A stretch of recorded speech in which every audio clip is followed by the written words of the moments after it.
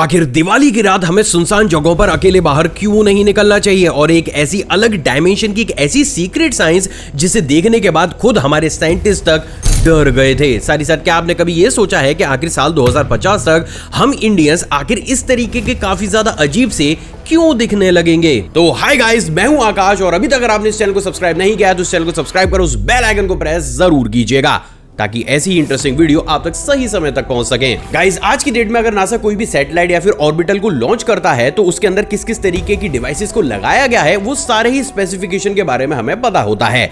लेकिन क्या आपको पता है कि किसी भी सैटेलाइट के अंदर इन सभी डिवाइसेस के साथ साथ बड़े बड़े बॉम्ब्स को भी लगाया जाता है? पर क्यों? एक्चुअली गाइस, ये जो नासा है ना, इसने सभी प्लैनेट्स और स्टार्स को अलग अलग कैटेगरी में डाल रखा है। फॉर एन एग्जांपल, हमारा जो मून है ना वो कैटेगरी 1 के अंदर आता है, यानी कि पूरी रिसर्च से बात क्लियर हो चुकी है कि मून के ऊपर कोई भी जीवन मौजूद नहीं है और मून हमारे लिए और हम मून के लिए किसी भी तरीके का कोई खतरा नहीं है। इसी तरीके से अगर हमें कहीं पर भी डाउट होता है तो उसको कैटेगरी 2 के अंदर डाला जाता है। लेकिन जिन भी प्लैनेट्स या फिर स्टार्स को कैटेगरी 5 के अंदर डाला जाता है वहां पर मैक्सिमम पॉसिबिलिटी होती है कि उस प्लैनेट या फिर स्टार पर जीवन मौजूद हो। और यही वो एक सबसे बड़ा रीजन भी है जिसके चलते हुए जितनी भी सैटेलाइट्स या फिर ऑर्बिट्स को कैटेगरी 5 वाले प्लैनेट्स या फिर स्टार्स की तरफ भेजा जाता है, उनका काम पूरा होते ही उन्हें आउटर स्पेस में उड़ाकर खत्म कर दिया जाता है। अब गाइस, यहां पर आप ये बोलोगे कि भाई स्पेस इतना ज्यादा बड़ा है, ये इस तरीके की चीजें करने की जरूरत ही क्या है? तो भाई देखो, ऐसा है कि नासा भले ही अपनी छाती चौड़ी करके ये बोलती रहे कि परजीवी जैसी कोई चीज नहीं होती, लेकिन भाई साहब डर सबको लगता है। और उस कंडीशन में अगर ये मान लें कि उस ऑर्बिटल या फिर सैटेलाइट को उसी जगह पर ऐसे ही बेकार छोड़ दिया जाए और बाई चांस वो कैटेगरी 5 के किसी भी प्लेनेट या फिर स्टार से जाकर टकरा गया तो वहां पर एक्चुअली में अगर कोई परजीवी मौजूद है ना तो उसके लिए वॉर का स्टार्टिंग बिगुल होगा। और अगर वो सभ्यता हमसे ज्यादा एडवांस हो गई तो वो इस चीज का बदला लेने के लिए चुटकी बजाते ही अर्थ पर अटैक भी कर सकती है। और गाइज, यही वो एक सबसे बड़ा रीजन है जिसके चलते हुए हम उनके लिए और वो हमारे लिए फ्यूचर में किसी भी तरीके की टेंशन क्रिएट ना करें, इसलिए जितनी भी सैटेलाइट्स को कैटेगरी 5 के प्लैनेट्स या फिर स्टार्स के आसपास भेजा जाता है, काम पूरा होते ही उन्हें स्पेस में खत्म कर दिया जाता है। लेकिन अभी आप ऑफिशियली नासा से पूछिए कि परजीवी होते हैं, सब लाइन लगा के छाती ठोककर बोलेंगे कि नहीं भाई नहीं होते। तो भाई नहीं होते तो इन तरीके की डरने वाली हरकतें आपको करनी ही क्यों पड़ती हैं और ऐसी इंफॉर्मेशनों को लोगों से छिपाना क्यों पड़ता है? ऑनेस्टली ये इंफॉर्मेशन इतनी ज्यादा सीक्रेट है ना कि इसे निकालने में मेरे भी पसीने बाहर आ गए थे। गाइस, एलोन मस्क या फिर इलोन मस्क, आप जो भी प्रोनाउंस करते हो, एक ऐसे इंसान है जो जब भी फिजिक्स के प्रिंसिपल को चैलेंज करके कुछ भी नया करते हैं ना तो भाई पूरी दुनिया उन्हें जमकर अप्रिशिएट करती है। लेकिन क्या आपको पता है कि इतिहास में हमारा एक ऐसा साइंटिस्ट भी मौजूद था जिसने जब एक नई डायमेंशन की एक अलग सी साइंस दुनिया के सामने रखी तो हमने उसको अप्रिशिएट करने की बजाय उसका बहिष्कार करना शुरू किया था। एक्चुअली गाइस, मैं बात कर रहा हूं जॉन हडसन की, जिन्होंने कि साल 1970 में electromagnetic waves, radio waves, Tesla waves और माइक्रोवेव्स को मिलाकर एक ऐसी डिवाइस को बनाकर तैयार किया था जिसे जैसे ही ऑन किया जाता था वो डिवाइस आसपास जो मेटल रखी हुई होती थी ना उनके वेट को कम कर दिया करती थी। सिर्फ इतना ही नहीं बल्कि जैसे अभी आप अपनी स्क्रीन पर देख रहे हैं ना, इस कंडीशन में वो मेटल एक बेहद ही अलग तरीके से रिएक्ट भी करना शुरू करती थी। और ये चीज सिर्फ मेटल पर ही नहीं होती थी बल्कि जो इलेक्ट्रॉनिक इक्विपमेंट्स होते थे वो भी बेहद ही अजीब तरीके से रिएक्ट करना शुरू करते थे। अब ऑनेस्टली गाइस, ये सारी चीजें जो भी आपको आपकी स्क्रीन पर दिख भी रही हैं, ये सारी चीजें हमारे जो साइंस का बेसिक लॉ है ना उसको फॉलो नहीं करती। और यही वो एक सबसे बड़ा कारण भी था जिसके चलते हुए उनके इस ऑसम से आविष्कार को पूरे तरीके से फ्लॉप भी बताया गया, साथ ही साथ उनके ऊपर एक झूठा साइंटिस्ट होने का ब्लेम भी लगाया गया। हालांकि जब आगे चलकर इस चीज के ऊपर और ज्यादा रिसर्च की गई तो कुछ रिसर्चर्स ने यह भी माना कि मे बी ये ऐसा हो सकता है कि एक अलग ही डायमेंशन की कोई साइंस हो जिसके बारे में हमने ना पढ़ा है ना जिसके हमने जो बेसिक प्रिंसिपल्स हैं उनको एक तरीके से डिकोड किया है। क्योंकि भाई देखिए, ऑनेस्टली वीडियो के अंदर ये सारी चीजें हो रही हैं और वहां पर लोगों के सामने भी ये सारी चीजें उन्होंने करके दिखाई, तो ये कह देना कि इस रिसर्च में भाई दम ही नहीं है, भाई देखो ये एक बेवकूफी से ज्यादा बड़ा स्टेप कुछ नहीं होता। बट अनफॉर्चुनेटली इतना सब कुछ प्रूफ करने के बावजूद भी बहुत से रिसर्चर्स ने ना ही उनकी इस थ्योरी पर ज्यादा गौर किया और ना ही उन्हें कभी प्रॉपर तरीके से साइंटिस्ट तक समझा। एंड ऑनेस्टली ये चीज बहुत ज्यादा गलत थी, क्योंकि अगर उसी समय पर इस तरीके की साइंस के ऊपर भी ध्यान दिया जाता तो शायद आज जो हमारे फिजिक्स के बेसिक प्रिंसिपल्स है ना उससे अलग हटकर हम एक नई साइंस की, क्या कह सकता हूं, मतलब एक नई ब्रांच को ही डेवलप कर सकते थे साइंस की और हमारे वर्ड पूरे तरीके से अलग बन सकता था। गाइस, अगर मैं आपसे ये पूछूं कि दुनिया का सबसे खतरनाक नशा कौन सा है तो आप बोलोगे स्मोकिंग, ड्रिंकिंग या फिर वो सूखा वाला जो होता है ना वो अजीब सा वो। बट क्या आपको पता है कि पूरी दुनिया का सबसे खतरनाक नशा ना अकेलेपन का नशा है। एक्चुअली गाइस अलग अलग देशों में जब रिसर्च की गई तो ये बात पूरी तरीके से क्लियर हुई कि अगर एक इंसान को दुनिया से कटकर अलग अकेलेपन में ही रहने में मजा आ रहा है ना, तो भाई साहब ये एक ऐसा नशा है जिससे इस सिचुएशन से उसे बाहर निकाल पाना नेक्स्ट टू इम्पॉसिबल है। मतलब अगर सिंपल वे में इस चीज को मैं आपको समझाऊं तो अगर एक इंसान दुनिया का तगड़े से तगड़ा नशा भी कर रहा है, तब भी आप अगर उसे समझाओगे ना कि यार ये चीज तेरी हेल्थ के लिए सही नहीं है, तो 30 से 40% चांसेस होते हैं कि चलो भाई वो इस चीज को छोड़ दे। लेकिन अगर किसी इंसान को ये अकेलेपन वाला नशा लग गया है तो भाई साहब उसका परसेंटेज रहता है सिर्फ 5%। और यही वो एक सबसे बड़ा रीजन भी है जिसके चलते हुए आप जापान को उठा के देखिए, चाइना को देखिए या फिर अमेरिका को देखिए, इन सभी कंट्रीज की गवर्नमेंट एक से बेहतरीन एक लॉ निकालती है ताकि लोगों को ज्यादा छुट्टी मिले, वो फैमिली के साथ एंजॉय करें या फिर वो सोशली अपने नेटवर्क को बनाएं। लेकिन बावजूद भी वहां पर हो क्या रहा है, लोगों को अकेलेपन का नशा हो गया है और वो लोग किसी से बात ना करने की बजाय पूरा पूरा दिन घर में अकेले ही रहना पसंद करते हैं, जिसकी वजह से उनकी हेल्थ भी डूब रही है और देश की इकोनॉमी भी। क्योंकि गाइस हमारा जो दिमाग है ना, ये ऐसे अकेले रहने के लिए डिजाइन नहीं किया गया। हम सोशल एनिमल हैं। अगर आपको हेल्दी रहना है तो आपको दूसरे लोगों से इंटरेक्ट करना ही होगा। अब सबसे ज्यादा अजीब बात पता है क्या है कि जब इस रिसर्च को आगे किया गया तो ये बात पता चली कि जो ये अकेलेपन वाला नशा है ना, ये अब धीरे धीरे इंडियन यूथ में भी एंट्री ले रहा है। और अगर ये चीज इंडिया में बहुत बड़े स्केल पर फैलती है ना, तो ये किसी के लिए भी सही नहीं होगी। तो अगर आप भी अकेला रहना चाहते हैं या आपका कोई दोस्त है जो इस तरीके की हरकत कर रहा है, गाइस उसे समझाइए कि ये चीज एक डिसऑर्डर बन जाएगी आगे जाकर। आज का मजा आगे का सजा बनेगा। और इसलिए भी जो हमारा दिमाग है उसको अगर आप पूरे तरीके से अच्छा हेल्दी बनाना चाहते हैं तो आज से ही सोशली टच बढ़ाना शुरू करिए, वरना ये हमारे लिए और हमारे देश के लिए बिल्कुल भी सही नहीं होगा। गाइस क्या आपको पता है कि किसी भी वेब सीरीज के लिए या फिर मूवी के लिए कभी जैसे जंगलों में कोई सेट लगाया जाता है ना, तो सबसे पहले ये चीज देखी जाती है कि आसपास बेड यानी कि चमगादड़ तो मौजूद नहीं है। और ऑनेस्टली ये इसलिए नहीं किया जाता कि उनको स्टाफ को या फिर एक्टर को सेफ रखना है, ये इसलिए किया जाता है क्योंकि उनको अपने इक्विपमेंट्स को सेफ रखना होता है। एक्चुअली गाइस ये जो बैट्स होती है ना, ये अपने आसपास की चीजों को पहचानने के लिए ना अल्ट्रासोनिक वेव्स को निकालती रहती हैं और यही वेव्स आसानी से किसी भी कैमरे और माइक की बैंड बजा सकती हैं। एग्जांपल के लिए आप इस वीडियो क्लिप में ही देख लीजिए, जैसे ही एक कैमरे को एक छोटी सी बेड के पास ले जाया जाता है, सिर्फ अकेली वही सिंगल बेड किस तरीके से कैमरे में ग्लिच देने लगती है। तो अब अगर इस केस में पूरी ही सीरीज या फिर मूवी की शूटिंग ही की जाए और आसपास कई सारी बेड्स मौजूद हो, तो वो अपने आसपास के एनवायरनमेंट का पता लगाने के लिए बहुत बड़ी फ्रीक्वेंसी पर अल्ट्रासोनिक वेव्स को निकालने लगेंगी, जिसकी वजह से कैमरा जो उस सीरीज को शूट कर रहा होगा उसकी फाइल पूरी ही तरीके से ग्लिच दे जाएगी और डायरेक्टर और प्रोड्यूसर का दिवालिया निकल जाएगा। अब ये सुनने के बाद बहुत से लोग ये भी बोल रहे होंगे कि भाई हमने तो बहुत सी ऐसी सीरीज देखी हैं जिसमें बेड के ऊपर ही डॉक्यूमेंट्री को बनाया जाता है, तो वहां पर इस तरीके की शूट कैसे कर लिया जाता है। तो गाइस मैं आपको बता दूं कि जो डॉक्यूमेंट्री वाले कैमरास होते हैं ना, वो पूरी तरीके से अलग होते हैं और उसमें अलग से एक लेयर चढ़ाई जाती है जो कि इस अल्ट्रासोनिक वेव्स को जो है एब्जॉर्व कर लेती है। लेकिन बात अगर आप सिनेमा के कैमरा की करें या वेब सीरीज वाले कैमरा की करें, तो भाई वो ऑलरेडी बहुत ज्यादा बड़े होते हैं, उनका वजन काफी ज्यादा होता है, तो उसमें इस तरीके की लेयर या कोटिंग करना काफी ज्यादा मुश्किल और महंगा पड़ता है। और इसलिए भी गाइस आपने जितनी भी मूवीज देखी होंगी जैसे कि बैटमैन या फिर कोई अलग अलग इसी टाइप की मूवीज, और उसमें अगर आपको बहुत बड़े स्केल पर बेड्स दिखाई गई होंगी तो 100% वहां पर VFX का इस्तेमाल किया गया होगा, क्योंकि एक नॉर्मल कैमरा और माइक प्रॉपर तरीके से कभी भी बेड्स का जो झुंड होता है ना, उसको शूट कर ही नहीं सकते। और ये सीक्रेट बहुत ही कम लोगों को पता होता है। गाइस अभी आपकी स्क्रीन पर आपको जो प्लेनेट दिख रहा है वो कौन सा प्लेनेट है? ऑब्वियसली आप सभी बोलेंगे कि भाई अर्थ। कैसा अजीब सा सवाल पूछ रहे हो, पर अर्थ हमें ऐसी दिखती क्यों है? एक्चुअली गाइस हमारी इंसानों की जो आंखें होती है ना, वो लाइट के स्पेक्ट्रम में विजुअल लाइट को देख पाती हैं और इसलिए हमें हमारा एक खूबसूरत सा प्लेनेट कुछ इस तरीके का दिखाई देता है। लेकिन क्या कोई इस बात की श्योरिटी ले सकता है कि कल को उठकर अगर कोई भी परिजीवी हमारी अर्थ को हवर करे या हमारी अर्थ पर आए तो वो भी लाइट के स्पेक्ट्रम में विजुअल लाइट को देख पाता हो? ये भी तो हो सकता है ना कि वो गामा रेज देखता हो या फिर रेडियो वेव्स के फॉर्म में देखता हो। तो इस केस में क्या उसे भी हमारा जो प्लेनेट अर्थ है वो वैसा ही दिखेगा जैसे हम इंसानों को दिखता है? ऑब्वियसली नहीं।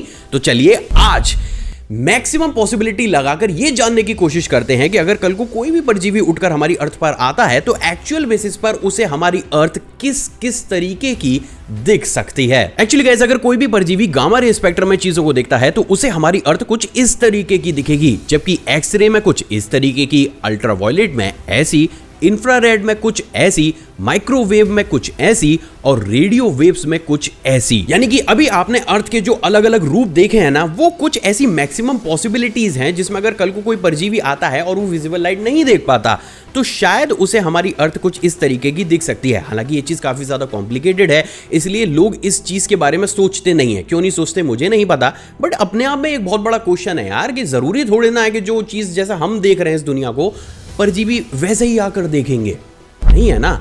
और गाइस, जो चीज दुनिया नहीं सोचती है वही तो इस चैनल पर हम दिखाते हैं। तो अगर आपको ये चीज अच्छी लगी हो तो इस वीडियो पर एक लाइक जरूर कीजिएगा। गाइस, लास्ट वीडियो पर हमारे एक भाई ने मुझसे ये पूछा था कि अगर डेली सोने के 2 से 3 घंटे के बाद उनकी नींद खुल रही है और डेली बेसिस पर ये चीज हो रहा है तो क्या इसका ये संकेत है कि उनके घर या फिर रूम में भूत मौजूद है। वेल गाइज, अगर आपके साथ भी ऐसा होता है कि सोने के कुछ टाइम के बाद बार बार आपकी नींद खुल रही है और डेली लगभग ये काम हो रहा है तो आपको अभी चेक कराने की जरूरत है। नहीं, भूत प्रेत नहीं, बल्कि अपना लिवर। हर चीज में भूत प्रेत और आत्माएं नहीं होती।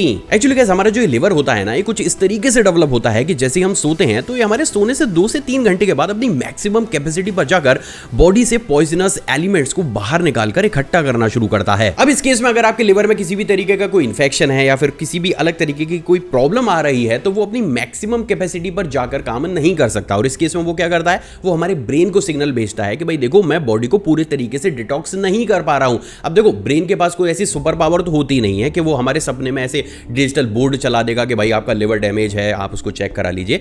तो ब्रेन क्या करता है, ब्रेन उस समय हमें अनकंफर्टेबल फील कराता है और उसके लिए वो बार बार हमारी नींद खोलता है।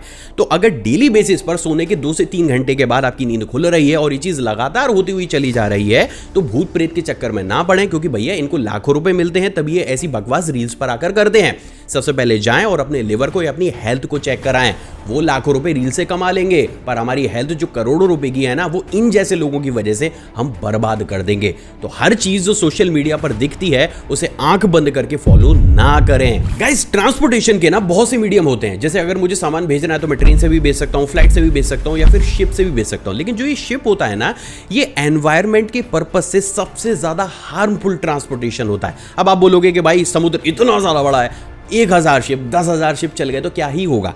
लेकिन गाइस, क्या आपको पता है कि इन शिप्स का एक ऐसा डार्क सीक्रेट भी होता है ना जो हम लोगों से छिपाया जाता है, और आज उसे मैं रिवील करूंगा। एक्चुअली गाइस, शुरुआती दौर में जब ये शिप्स होते थे ना और उनको जब पानी में उतारा जाता था तो उनका जो हल होता है, यानी कि जो नीचे वाला हिस्सा होता है, उसमें छोटे मोटे एल्गी या फिर सी एनिमल्स अक्सर चिपककर एक जगह से दूसरी जगह ट्रेवल करते थे और इस पूरे ही प्रोसेस को फॉलिंग कहा जाता था। अब इस चीज की वजह से एक तो शिप का वेट काफी ज्यादा बढ़ जाया करता था और स्पीड काफी ज्यादा स्लो हो जाया करती थी, यानी कि हम इंसानों को नुकसान हो रहा था। जिसके चलते हुए हमारे जो रिसर्चर्स थे ना, उन्होंने एक मस्त सी जुगाड़ निकाली और उन्होंने एंटी फॉलिंग पेंट्स को बनाना शुरू किया। बेसिकली ये कुछ इस तरीके के पेंट होते हैं जिसमें ऐसे टॉक्सिक केमिकल्स डाले जाते हैं जिसकी वजह से जैसे कोई छोटे मोटे सी एनिमल हल पर चिपकते हैं ना, वो एक ही झटके में इस टॉक्सिक केमिकल की वजह से दुनिया को अलविदा कह जाते हैं। और इसलिए भी अगर नॉर्मली एक शिप एक कंट्री से दूसरी कंट्री के बीच ट्रेवल कर रहा है ना, तो वो हजारों छोटे छोटे एल्गी और सी एनिमल्स को इस ट्रेवलिंग के दौरान ही खत्म कर देता है। अब यहाँ पर सबसे बड़ी प्रॉब्लम क्या है कि जब ये सी एनिमल्स खत्म होते हैं और समुद्र में नीचे जाकर बैठते हैं तो भाई इनकी जो बॉडी है ना, वो डिकम्पोज होना शुरू करती है। अब देखो, एक तो वैसे ही हजारों की क्वांटिटी में हमने सी एनिमल्स को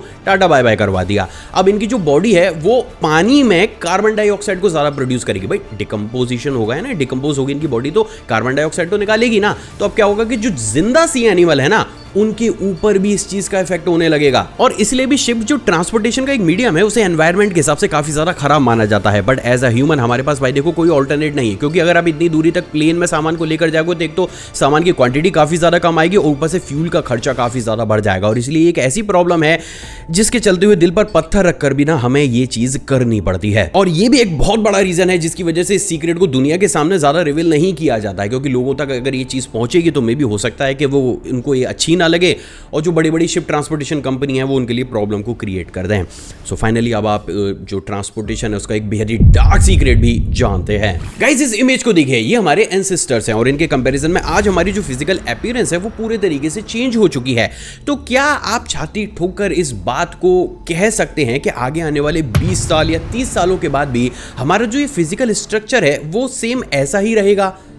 एक्चुअली में उसका आंसर है नहीं। एक्चुअली गाइस रिसेंटली यूएस की ह्यूमन रिसर्च सेंटर में इंसान और आर्टिफिशियल इंटेलिजेंस दोनों ने मिलकर एक यूनिक रिसर्च को कंडक्ट किया, जिसका कि मेन एम ये पता लगाना था कि आगे आने वाले 20 से 30 सालों के बाद हम इंसानों का जो फिजिकल स्ट्रक्चर है वो किस हद तक चेंज हो जाएगा। एंड बिलीव मी, हमारे बड़े बड़े रिसर्चर्स और एआई ने मिलकर जो आंकड़े दिए हैं उसे सुनने के बाद आप भी दंग रह जाएंगे। Actually guys according to this research आगे आने वाले 20 से 30 सालों के बाद हम इंसानों के जो सर के बाल है ना वो धीरे धीरे गायब हो जाएंगे। और ऐसा सिर्फ इसलिए है क्योंकि शुरुआती दौर में बालों का मेन काम हमारे सर को धूप से बचाने का होता था, लेकिन रिसेंट टाइम में या तो हम तेज गर्मी में घर से बाहर ही नहीं निकलते हैं और बाहर निकलते भी हैं तो हम हमारे सर को प्रोटेक्ट आसानी से कर लेते हैं। तो आज की डेट में हमारे सर के बालों की जो इंपॉर्टेंस है ना वो बॉडी के लिए अब ज्यादा नहीं रही है। और ये भी एक बहुत बड़ा रीजन भी है जिसके चलते हुए आज गंजेपन की शिकायत इतनी ज्यादा कॉमन हो चुकी है, जो कि आज से कुछ समय पहले भाई साहब बहुत ज्यादा रेयर हुआ करती थी। नंबर सेकंड, स्किन टोन का डार्क होना। एक्चुअली गाइस रिसेंट टाइम में हमारी अर्थ का जो पॉल्यूशन है वो बहुत तेजी के साथ बढ़ता हुआ चला जा रहा है और आगे आने वाले कुछ ही सालों में सन की जो अल्ट्रावायलेट रेज होंगी ना उनकी क्वांटिटी अर्थ पर पहुंचना काफी ज्यादा बढ़ जाएगा। अब उस केस में अगर हम इंसानों को सर्वाइव करना है तो एक तो हमारी स्किन की ऊपरी लेयर जो है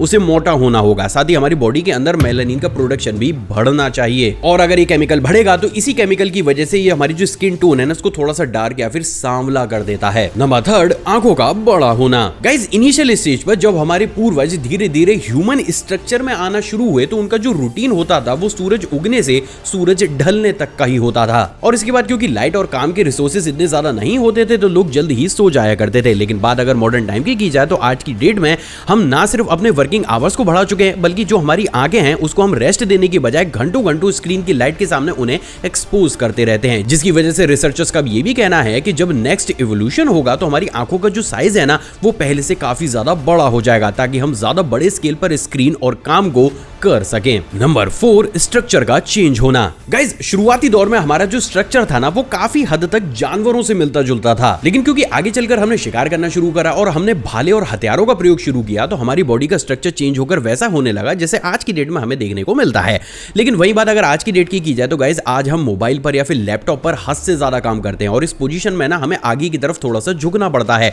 तो आज की डेट में लोगों के अंदर टेक नेक सिंड्रोम जो है ना वो बहुत तेजी के साथ बढ़ता हुआ चला जा रहा है। बेसिकली सिंड्रोम में इंसान की जो बॉडी का पोस्चर ऐसा होता है ना वो थोड़ा सा आगे की तरफ ऐसे झुक जाता है, जिसके चलते हुए रिसर्चर्स का भी ये मानना है कि ये जो टेक नेक सिंड्रोम है ये आगे चलकर इतना ज्यादा कॉमन हो जाएगा कि कुछ ही सालों के बाद हम इंसानों की बॉडी का ये पोस्चर ही पूरे तरीके से चेंज कर देगा।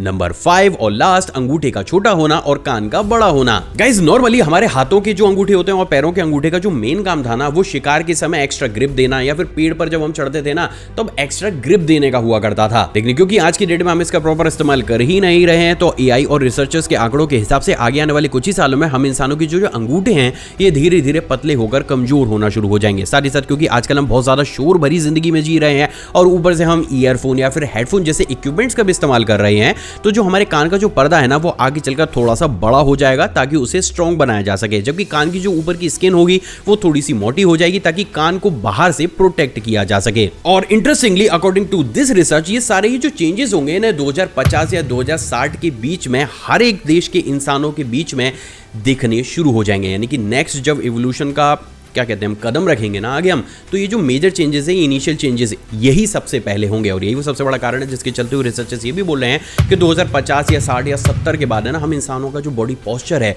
वो पूरे तरीके से चेंज हो चुका होगा। आखिर हमें दिवाली की रात अकेले सुनसान जगहों पर क्यों नहीं जाना चाहिए? वेल गाइस ये एक ऐसा टॉपिक है जो कि पिछले काफी लंबे समय से हमारे पूर्वजों के द्वारा माना जाता है, but to be very honest यहाँ बैठकर मैं अंधविश्वास तो फैलाने नहीं वाला, साथ ही साथ में किसी की भी सेंटिमेंट्स को हर्ट नहीं करने वाला और मैं ये भी नहीं कहने वाला कि भाई देखो हमारे पूर्वज पूरी तरीके से गलत है। तो आज हम कुछ नया करेंगे और हमारी जो पूर्वजों की मान्यता है उनको मॉडर्न साइंस से मिलाकर देखने की कोशिश करेंगे कि एक्चुअल बेसिस पर हमारे जो दादा परदादा या फिर हमारे जो फादर भी हैं वो अक्सर क्यों कहते हैं कि इन दिनों हमें सुनसान जगहों पर या फिर सड़क के चौराहों पर क्यों नहीं जाना चाहिए। एक्चुअली गाइस बात पूरे तरीके से साफ है कि भाई हमारा जो साइंस है वो कहता है कि देखो एनर्जी दो तरीके की होती है, पहला पॉजिटिव और दूसरा नेगेटिव, और हमारा जो ब्रह्मांड यानी कि यूनिवर्स है ना वो एनर्जी का बहुत बड़ा सोर्स है। और ये भी कारण है जिसके चलते हुए आपने बहुत से लोगों के मुंह से ये सुना होगा कि आप जिस तरीके का सोचना शुरू कर देते हैं आप यूनिवर्स से उसी तरीके की एनर्जी को अट्रैक्ट करते हैं। तो प्रैक्टिकल बेसिस पर गाइस ये जो यूनिवर्स है ना ये हर एक सेकंड हमारी अर्थ के ऊपर बहुत बड़े अमाउंट में एनर्जी को थ्रो करती रहती है। अब बात अगर दिवाली की जाए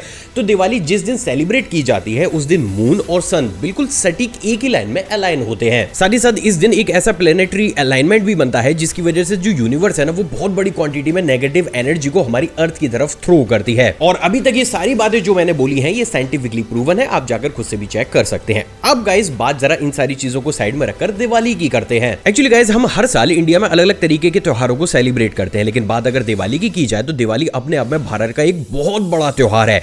और इस चीज को अगर आप थोड़ा सा और ज्यादा गौर से सोचेंगे तो शायद आपको सारे ही आंसर मिल जाए जो कि साइंटिफिकली इन थ्योरीज को प्रूव करते हैं कि आखिर क्यों इन दिनों अकेला बाहर निकलने से हमारे पूर्वज हमें रोका करते थे। एक्चुअली गाइस हमारे पूर्वजों को ये बात बखूबी पता थी कि इस दिन यूनिवर्स जो है वो बहुत बड़ी क्वांटिटी में नेगेटिव एनर्जी को अर्थ की तरफ फ्लो करता है। अब ये बात पूरे तरीके से क्लियर है गाइस कि देखो हम एनर्जी को खत्म नहीं कर सकते, हम सिर्फ और सिर्फ उसका फॉर्म बदल सकते हैं। और ये भी एक बहुत बड़ी पॉसिबिलिटी हो सकती है जिसकी वजह से हम इस त्योहार को ना त्योहार ना बनाकर एक महापर्व बनाते हैं जिसमें हम अपने घरों की सफाई करते हैं, खुद को साफ सुथरा रखते हैं, स्वीट्स बांटते हैं, लोगों की जाकर मदद करते हैं, उन्हें खुश करते हैं, अपने घर और ऑफिस में पेंट कराकर एक तरीके से पॉजिटिव माहौल को जनरेट करने की कोशिश करते हैं। तो कुल मिलाकर अगर आप देखेंगे तो इस त्योहार पर हम जितनी कलेक्टिव पॉजिटिव एनर्जी को जनरेट करते हैं पूरे ही साल बाकी के त्योहारों में हम जनरेट तो करते हैं बट इतने बड़े स्केल पर भाई नहीं करते। पर एक्चुअली में दिवाली के साथ ही ऐसा क्यों होता है? वेल गाइस ऐसा इसलिए है क्योंकि आप माने या फिर ना माने लेकिन हमारे जो पूर्वज थे ना उन पर प्लेनेटरी साइंस और यूनिवर्स की जो नॉलेज थी आज की डेट में गाइस हम पर 20% भी नहीं है। और इसलिए भी उन्हें ये बखूबी पता था कि अर्थ पर जो नेगेटिव एनर्जी आ रही है उसके फॉर्म को चेंज करने के लिए हमें कलेक्टिव पॉजिटिव एनर्जी को हर हाल में जनरेट करना ही होगा। और इसलिए भी शायद हम सब मिलकर इस त्योहार को एक ग्रैंड त्योहार की तरह मनाते हैं। एंड हु नोज भाई कि हमारे ईश्वर को भी ये सारी चीजें ऑलरेडी पता हो, इसलिए उन्होंने एग्जैक्ट इसी दिन इतना बड़ा पर्व बनाने की अपॉर्चुनिटी जो है वो हम साधारण से इंसानों को दी। क्योंकि बात अगर उस दौर की साइंस की जाए तो भाई उस समय पर ना हाथी घोड़े रथ सब कुछ हवा में उड़ा करते थे, यानी कि जबकि साइंस आज की साइंस के कंपैरिजन में लाखों लेवल पर हाईटेक थी। और एग्जैक्टली इसीलिए हमारे दादा परदादा हमसे ये कहते हैं कि भाई इन दिनों है ना सुनसान जगहों पर मत जाओ जहां पर ज्यादा ह्यूमन नहीं होते, लाइट नहीं होती, पॉजिटिविटी नहीं होती। क्योंकि गाइस देखो क्या है ना इस समय एनवायरनमेंट में ऑलरेडी नेगेटिव जो एनर्जी है ना वो बहुत बड़े स्केल पर मौजूद है। अब पॉजिटिव कलेक्टिव एनर्जी तो आपके साथ है नहीं, अब आप अकेले चले जाते हैं तो वो नेगेटिव एनर्जी आपकी ब्रेन और जो शरीर है उसके लिए किसी भी हद तक सही नहीं होती है। एंड इवन साइंस भी इस बात को मानता है कि नेगेटिव एनर्जी एक इंसान को पूरे ही तरीके से बर्बाद कर सकती है। साथ ही साथ गाइस देखो ये बात भी पूरी तरीके से साफ है कि इन दिनों ना कुछ एक्स्ट्राऑर्डिनरी लोग होते हैं जिनकी सोच भी अलग ही लेवल की होती है, तो वो इन दिनों ना सड़कों पर चौराहों पर या फिर अंधेरी जगहों में जाकर कुछ ऐसे रिचुअल्स को भी करते हैं जो एक्चुअली में उनके लिए और सोसाइटी के लिए भी ठीक नहीं होते। अब ऑब्वियसली बात है क्योंकि इस समय नेगेटिव एनर्जी तो है ही हमारी अर्थ पर ज्यादा, तो वो नेगेटिव एनर्जी भी ना उनके इस गलत एक्ट को काफी ज्यादा प्रमोट भी करती है। अब गाइस देखिए अकेले में आपको नहीं जानना ये वाली बात को मानना या ना मानना ये टोटली आपके ऊपर डिपेंड करता है। बहुत से लोग स्वैग दिखाने के लिए जानबूझकर भी जाते हैं बट इट्स ओके, ये टोटल आपके ऊपर डिपेंड करता है। बट मैंने यहाँ पर ये कोशिश करी है कि हमारी जो मान्यता है उनको मॉडर्न साइंस से कंपेयर करके ये जानने की एटलीस्ट कोशिश की जाए कि भाई आखिर क्यों हमारे दादा हुए परदादा हुए वो इन सारी चीज़ों को क्यों मानते थे। भाई एक्चुअल बेसिस पर ना देखो मानो या मानो बट उनको नॉलेज हमसे बहुत ज़्यादा थी। तो गाइज ये बात हो गई इस वीडियो की। लास्ट वीडियो पर आप लोगों ने बहुत अच्छा रेस्पॉन्स दिया है जिसमें आप लोगों ने बताया कि वो जानना चाहते हो कि आपके वो जाइंट जो ह्यूमन थे वो अर्थ से कैसे गायब हुए थे। ऑलरेडी उसके ऊपर रिसर्च कर रहा हूँ, आधे से ज़्यादा कंप्लीट भी हो चुकी है। नेक्स्ट वीडियो में हर हाल में आपको उसके ऊपर एक फैक्ट देखने को जरूर मिलेगा। आई होप गाइज ये वाला एपिसोड आपको पसंद आएगा और आपने ऑलरेडी इस वीडियो को लाइक कर दिया होगा। मुझसे इंटरेक्शन को बढ़ाना चाहते हैं नीचे कमेंट सेक्शन में कमेंट कीजिएगा, क्वेश्चन पूछना चाहते हैं उसे भी कर दीजिएगा। आप चाहते मुझे इंस्टाग्राम पर भी फॉलो कर सकते हैं। एक और फ्रेश कमाल एपिसोड में आपसे दोबारा मुलाकात होगी दोस्तों। जय हिंद और हाँ wish you very happy Diwali.